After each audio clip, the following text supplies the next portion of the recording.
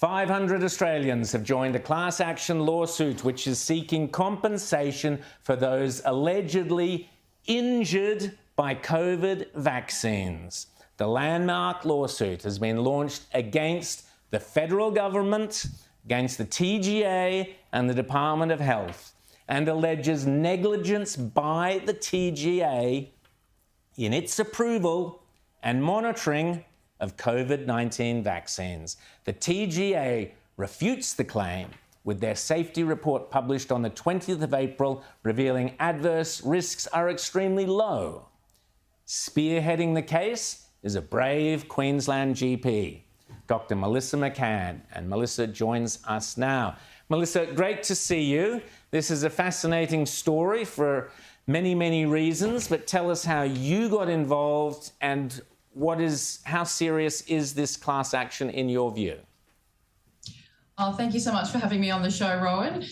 So how I got involved in this was really once I'd reached a point of some frustration as a general practitioner myself, seeing patients who had had severe injuries in a very short time frame after vaccines, and seeing the difficulties that they were experiencing with having those adverse events properly acknowledged and also receiving compensation for these injuries.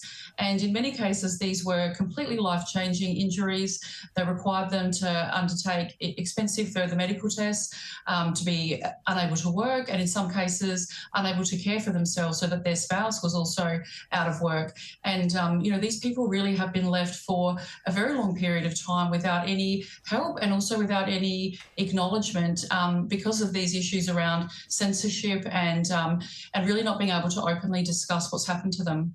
Rita. That seemed to be this climate of censorship around this issue, and I think it was really when Dr. Karen Phelps, who herself was, I would call a bit of a COVID hysteric at the time, when she came out with her experience with the COVID vaccine, that we saw so many others, people in the media saying, yes, I was also impacted, but I didn't feel like I could speak. How many people are coming to you and saying, I don't want to talk about this publicly because of the stigma that's almost attached to it? Yeah, I've been surprised how many people have really carried the weight of not wanting to speak about this. And it's either because perhaps at first initially they were reluctant to dissuade other people from having the vaccine if they thought that perhaps they'd just been extremely unlucky.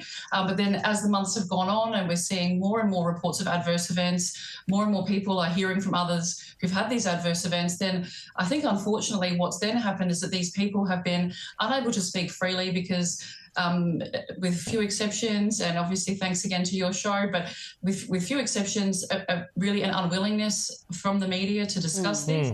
Yep. James. And Dr. McCann, I'm curious, who are you suing in this lawsuit? I've got here that you're suing the federal government, the TGA, and the Department of Health, but are you also going to sue the actual vaccine makers themselves, or have they got legal immunity that prevents them from being taken to task for whatever injuries their product is alleged to have caused? So this action is not being brought against any of the vaccine manufacturers. I know that in the US, for example, there is legislation that does protect or give immunity to the vaccine manufacturers. That's called the PrEP Act in the US. We don't have that legislation in Australia, so my understanding is that people could get their own legal advice if, in fact, they wanted to instead sue the vaccine manufacturer. And as I understand it, there's no prohibition to doing such a thing. So, Dr. McCann, tell us, so I'll just repeat again because it's important. These are allegations that we're going to talk about in a second, and also that the TGA have yet to file their responses to them, but their recent report says that, no, they're still maintaining their position previously regarding safety. Tell us some of the alleged adverse reactions to the vaccines. Well, the three representatives of this class action, their adverse events I can certainly talk freely about. So one is a man in his 40s named Gareth who had severe myopericarditis and as a consequence of that had to undergo open heart surgery. It's had enormous impacts on his ability to enjoy his life, care for his family and work. The second applicant, Anthony, he suffered an extremely significant and debilitating chronic fatigue type of syndrome and neurological syndrome that has been near incapacitating and very difficult, I think, those types of reactions to live with because there's no name for it, there's no treatment for it. We're dealing with just such uncharted waters and yet completely and utterly life-changing for this man. And the final of the three is Antonio, and this is a man who experienced spinal cord lesions or inflammation of the spinal cord, so myelitis essentially, and was unable to walk, was bedbound for some months, had to undergo lengthy rehabilitation, and remains unable to walk unassisted. Peter.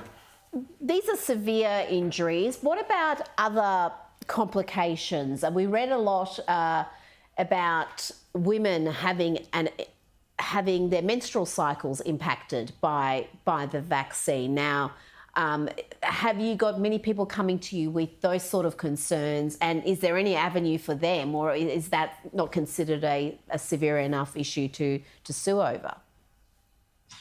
No, there's a very clear definition according to the TGA and the FDA as what's considered a serious adverse event, and anything that results in a long-term change to a bodily function or requires treatment or hospital admission, all of these things, it's a much broader, I suppose, definition than what a lot of people realise. And what I can say, Rita, is I've been contacted by hundreds of people, and I think what has surprised me as time's gone on is I thought perhaps there'd come a time where there might be fewer and fewer of these really serious adverse events coming through, that perhaps people whose lives had been completely impacted would have reached out initially, and maybe that was the iceberg that we were seeing. What has been, I guess, frightening and quite distressing is that I continue to get emails daily from people with extremely severe life-changing events. So deaths, amputations, blood clots, absolutely gynecological conditions like you've mentioned.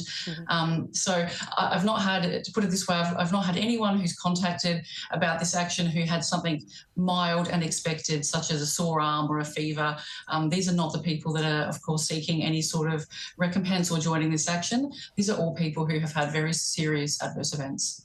And Dr. McCann, 500 Australians have joined in the class action. You mentioned as a GP, so did you see what kind of first got you interested or raised awareness in your practice about what was happening? Yeah, so when particularly as the mandates rolled out, so being in a rural area here, I think our community vaccination uptake was slower, I suppose, and towards the end of 21.